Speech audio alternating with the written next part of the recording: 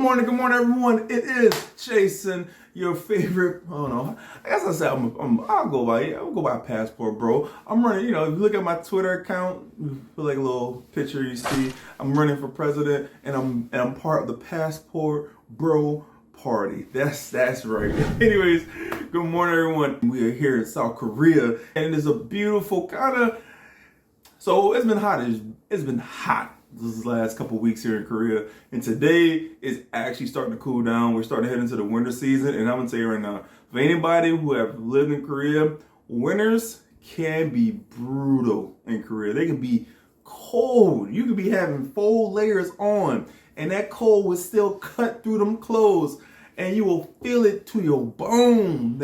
But other than that, so today on this video, I'm gonna go over 10 things you need to be a pass bro. And the reason why I want to make this video is because now you're starting to see a lot of people. But first of all, let me explain something. I've been living overseas since 2008, right? I lived in Japan, Portugal, and South Korea. And while living in those countries, I have visited other countries from those countries. So I've been to Thailand, Philippines, Portugal, Japan. I've been to Luxembourg. I've been to France. Not France. I've been to Italy, Germany, Portugal. Yeah, that's been the countries I've been to. And I've visited a couple of islands as well. And so, yeah, so that's my travel experience and living overseas experience. So I've been living overseas since 2008. Yes, a lot due to because of my job. I used to be in the Air Force, so that being in the military afforded me that ability to live in other countries and travel around the world. I'm no longer in the military. I'm now a veteran living in South Korea. But other than that, I want to make this video because there are a lot of people who are now making these courses. There's people out there coming into the Passport Bro community, I guess including myself, and they're offering services like this. I saw this one video made by O'Shea Jackson of him talking about Donovan Sharp and how him and another gentleman is offering a $700 course on becoming a Passport Bro. And that, I think, is ridiculous. That's all I'm going to tell you right now. So instead, I decided to make this video, the 10 things you need, basic. There might be some other things, but here are the 10 things I think could be a good starting point for men, even women. But my focus is on the men who live in America, who's trying to leave America for something else in their lives. So these 10 things I think are a good thing to start off with to help you get a good, to give you a good direction to move towards. So first thing we're gonna talk about, your number one thing you need to get is a passport. All right, a passport costs like $165. Now keep in mind, right now it can take up to about 13 weeks to get a passport in the States, depending on where you at. There's certain areas you can go to and get your passport expedited so you can have it a little bit sooner than 13 weeks. So with that being said, plan accordingly on your plans to leave America and start traveling and whatnot. Now keep in mind, the American passport as of now gives you visa-free entry into 143 different destinations. Now, what does that mean? There are some countries you'll go to, and they will require you to pay for a visa before being able to enter the country. But with American passport, you have like 143 countries you have visa-free entry to. Now, how long it's gonna last, I don't know. Let's see how the next election goes. So, number 2, research your destinations that you want to go to. There are a bunch of YouTubers out there already who's probably been or currently living in the country destination you want to go. Look up those YouTubers, look at their content, get an idea of what is like where you're going. There's one guy I will recommend, Austin. Yeah. Austin. He does a lot of good videos. He traveled in Asia, and he's already now currently in the African continent traveling as well. Just for example, there's other YouTubers out there. I'm recommending him because I think he does good. I think he does a good job and also making content while he travels and whatnot. So before you go to a destination, research it. Like I said, yeah, you can read articles. I find following YouTubers who are living and making video content a lot more useful because they give you a little more genuine, you get more of a genuine outlook of the destination versus going on like paid blogs and websites where it's kind of like dolled up and for marketing and whatever, and then when you get there, the advertising ain't really what it sold you on. So that's why I think YouTubers who live in those countries making video content of those destinations is a better avenue to do your research on with.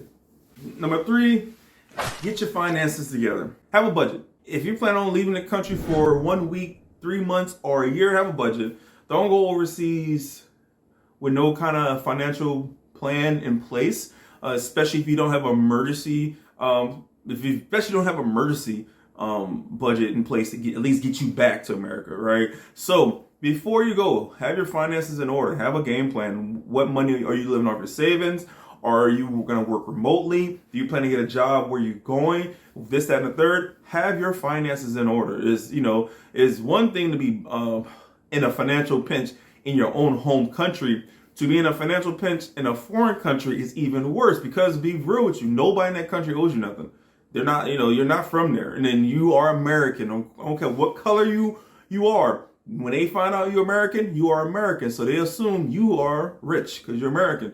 So don't go to these countries without having finances in order or finances together, whatnot. Have a financial plan, have a way and whatnot. You don't, like I said, you don't want to be in a financial pinch in a foreign country because it can be sometimes even way harder to get help. And that leads me to my 4th tip.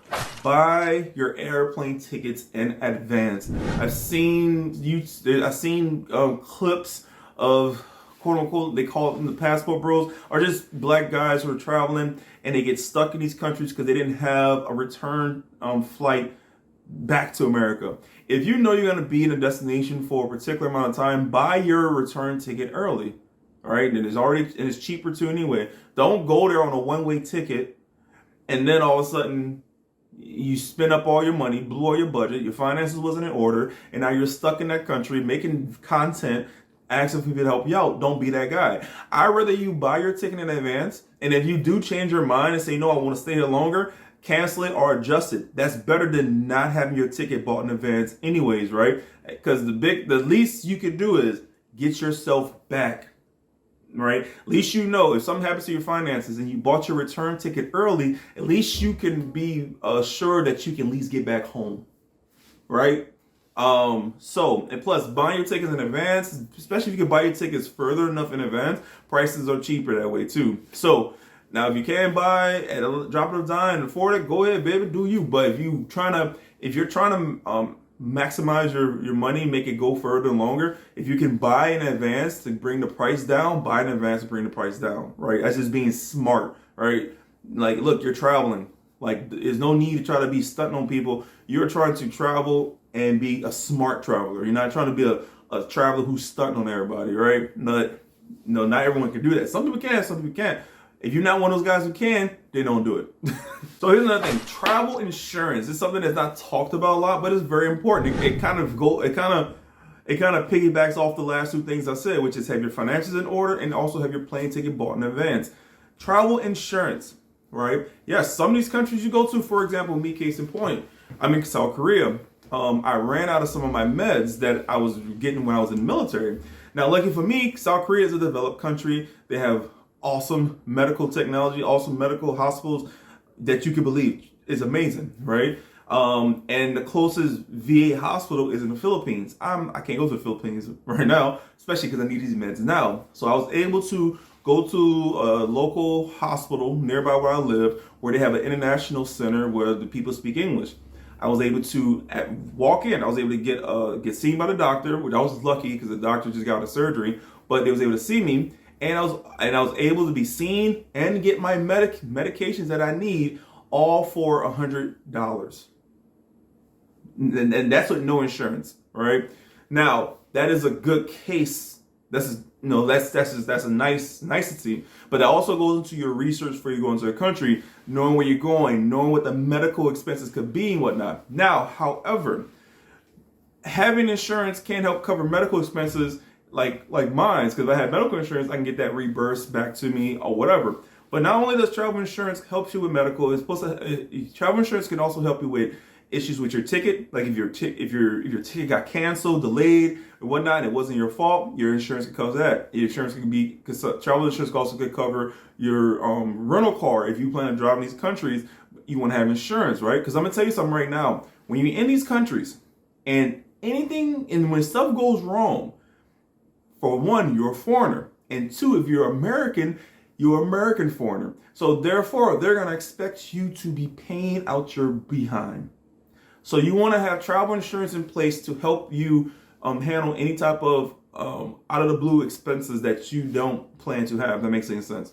So a few things that travel insurance can cover. I'm looking at my notes. Trip cancellation or interruption, baggage and personal effect coverage, rental property, rental car coverage, medical coverage, and accidental death coverage. Now, once again, this is not financial advice. This is me telling you things to consider. So if you are planning to travel, go talk to a travel agent. Go talk to an insurance company that offer travel insurance and ask them for what type of policies and packages they can offer you. You could get, and you don't need it for the duration of your trip. You don't need it for the whole year, right? So, because the last thing I said, accidental death coverage. I've been overseas. And I have seen people who, unfortunately, they passed away, and they didn't have insurance in place to cover getting their body back to the States. So people had to pitch in. They had to do like little fundraisers and whatnot, right? Shit can happen, right? That's just a real thing. And if you can have insurances in place to help smooth things out for any type of these type of out of the blue incidents that happen, then that's great. Make connections. Now, I will strongly suggest make connections before you go if you can, then make connections while you're there. Here's why. When I was in Japan, when I was in Portugal, I was in even here in Korea, there's one thing I noticed.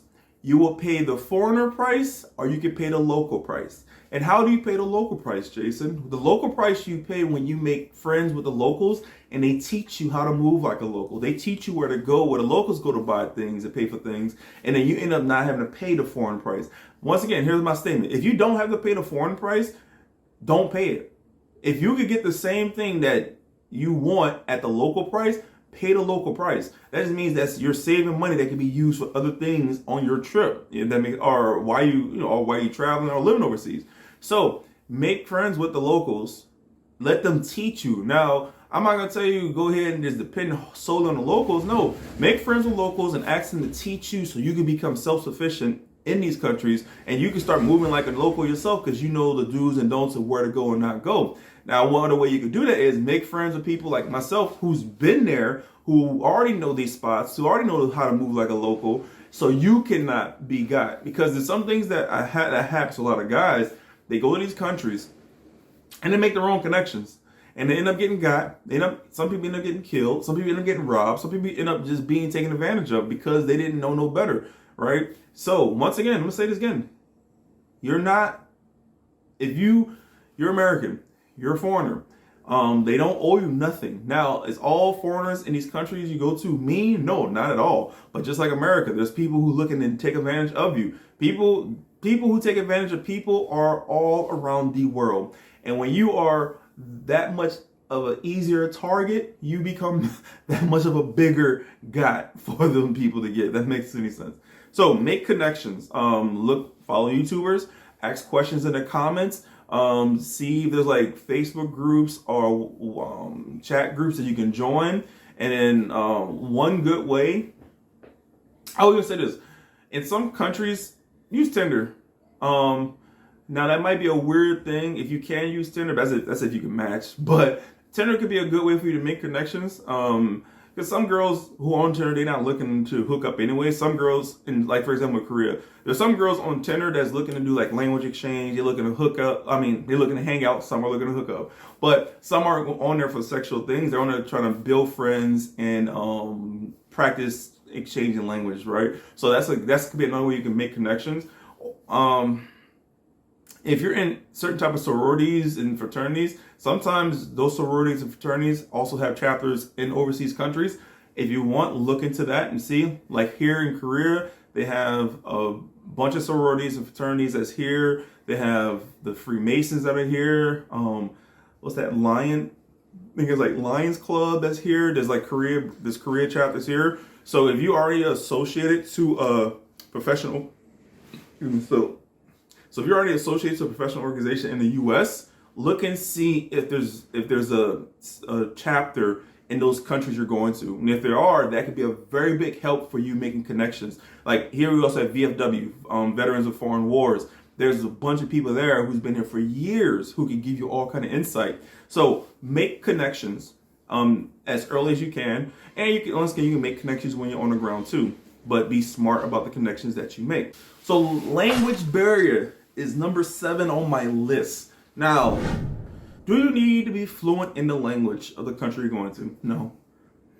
Back in like 2008, when I first left America and went to my first assignment in Japan, all like the technologies that we have, like these apps, that wasn't a thing. So I bought like a travel book size of Japanese with like key phrases, and I would use that. And on base we have we have a university, so I took Japanese classes there to learn as well. Was I fluent in Japanese? No, not at all. But I was able to learn key things, learn how to read and do some basic counting to help me move around and get around.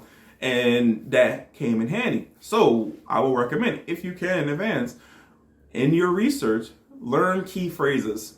At least learn like the basics of basic questions to help you get around. Download translation apps on your phone, on your tablet, because it's just useful. Like sometimes you just get the app out, use that, boom, it's done. Because technology helps speeds up the thing. Now, when you get into the country, like I mentioned earlier in Tinder, there's some people who want to do language exchange. Cool, do that. Get into language exchange, or if you're going there's a lady down the street from my shop. Actually, she owns a shop.